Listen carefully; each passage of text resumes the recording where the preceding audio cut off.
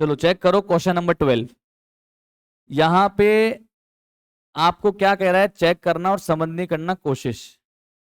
ये कह रहा है कि पिछले साल हमने जब बैलेंस शीट बनाई होगी, तब हमारे पास पिछले साल के अंत में कितने असेट बचे थे। जो भी दिए वो सारे बच गए थे। कितनी लायबिलिटी बची थी, ये दो लायबिलिटी बच गई थी। तो आपको पिछले साल के असेट और पिछले साल की लायबिलिटी को इस साल लेकर आना है। मतलब ये बोल रहा है ओपनिंग एंट्री पास कर दो। क्या पास कर दो?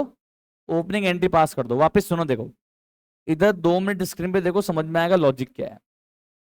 होता क्या है, अपन साल भर 1 अप्रैल 2025 से लेकर 31 मार्च 2026 तक हम साल भर हर ट्रांजैक्शन रिकॉर्ड करते हैं।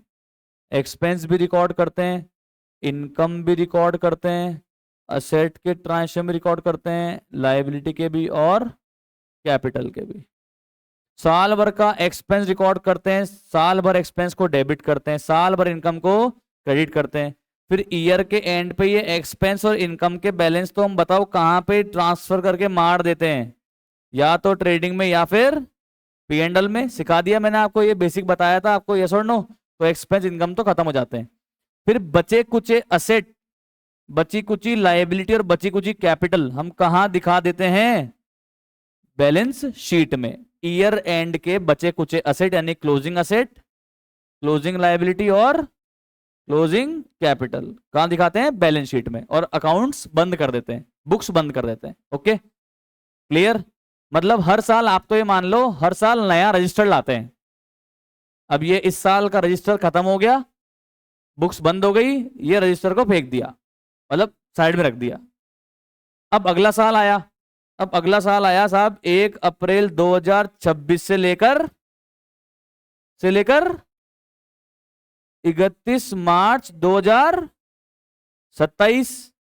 ओके, अब जो 31 मार्च 2026 के दिन के बचे कुचे असेट लायबिलिटी हैं, तो क्या वो मेरे लिए असेट लायबिलिटी बचे नहीं है या वो असेट लायबिलिटी बचे हैं? बचे हैं। पर वो तो किस बुक में लिख के खत्म हो गए? पुरानी बुक्स में लिख के खत्म हो गए वो तो।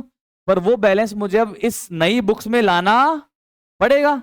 अरे यार, 31 मार्च को आपके जेब में 8,000 रुपए कैश थे, तो 1 अप्रैल को कितने हैं? चोरी नहीं हुए तो 8,000 ही है। तो 31 मार्च का क्लोजिंग बैलेंस आपको 1 अप्रैल को लाना पड़ेगा ना वापस बुक्स में। 31 मार्च तक की बुक्स अलग हो गई, अब वापस से नई बुक्स बनानी पड़ेगी, तो वापस से वो पुराना बैलेंस बचा हुआ नई बुक्स में लाना पड़ेगा। तो नई बुक्स में बैलेंस को लाने के लिए जो एंट्री पास करते हैं उसको बोलते हैं ओपनिंग एंट्री। क्या बोलते हैं उसको? Opening entry.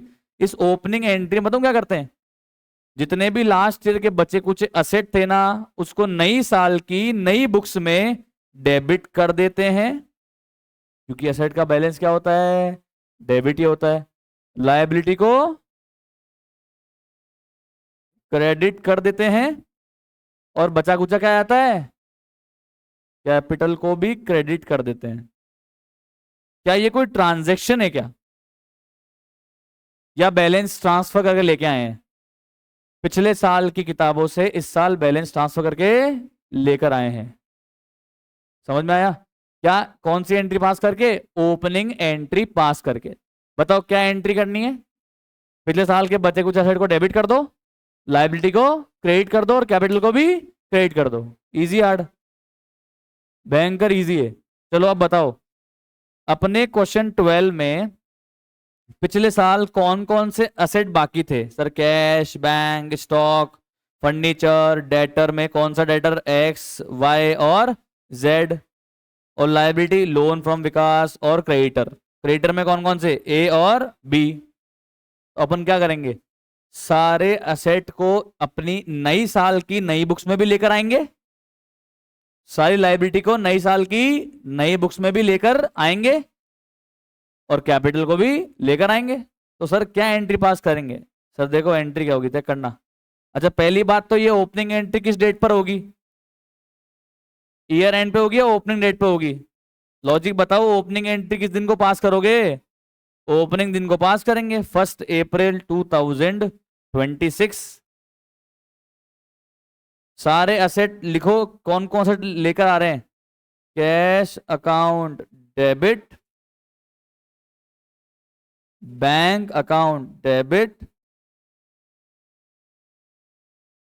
अब सुनो सुनो सुनो, ये स्टॉक पिछले साल कौन सा स्टॉक था, क्लोजिंग स्टॉक।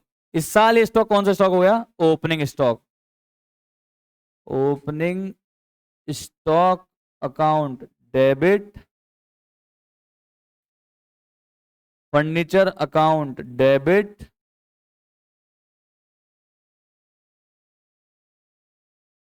अब सारे डेटर का कुल मिला के अपन एक ही अकाउंट बनाते हैं या हर डेटर का अलग अलग अकाउंट बनाते हैं। भाई मैं मिस्टर एक्स से अलग पैसा मांगता हूँ, वाई से अलग मांगता हूँ, जेड से अलग मांगता हूँ, तो मैं तीनों के अलग अलग अकाउंट लिखूंगा ना। तो मैं यहाँ डेटर अकाउंट डेबिट नहीं लिखूंगा, X account debit, Y account debit और जेड अकाउंट डेबिट लिखूंगा। तीनों मेरे डेटर हैं अलग अलग, X account debit, Y account debit और जेड अकाउंट डेबिट। क्या कर रहे हैं अपन, ये पिछले साल के क्लोजिंग बैलेंसेस को इस साल लेकर आ रहे हैं एज ओपनिंग बैलेंसेस। ये सारे एसेट डेबिट हो गए। अमाउंट बोल दो कितना कितना है, लाइन से बोलो कितना है। 60,000। आगे आगे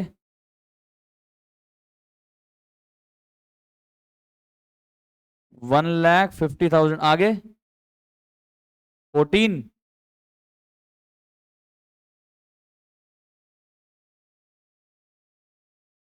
अरे तो क्या कर रहे हो भाई।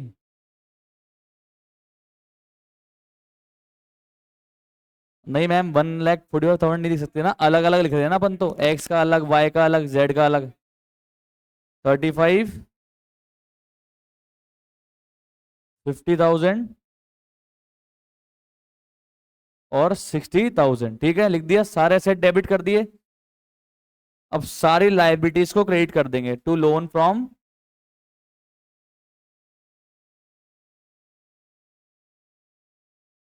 विकास।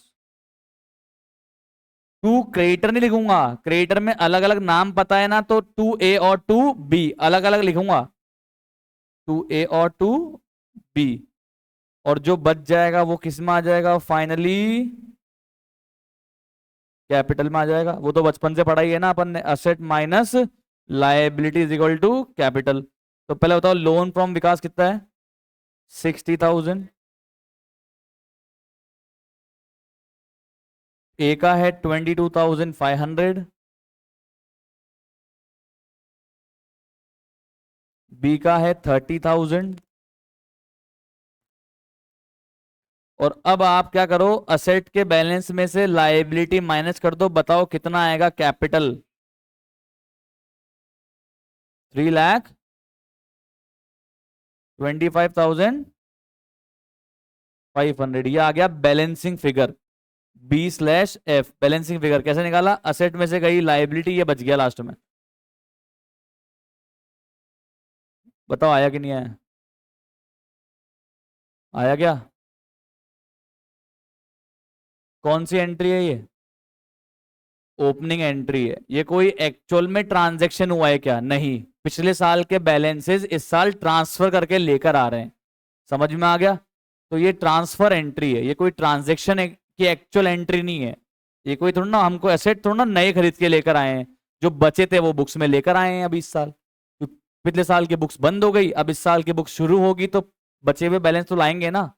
फेक थोड़ा ना देंगे एसेट्स को, लाइबिलिटी को, लाइबिलिटी को चुकाना पड़ेगा, एसेट्स का यूज करेंगे। तो बचे हुए बैलेंस लेकर आए बाय पासिंग ओपनिंग एंट्री। आया या नहीं आया। तो that's all for today, thank you so much, have a nice day, bye bye.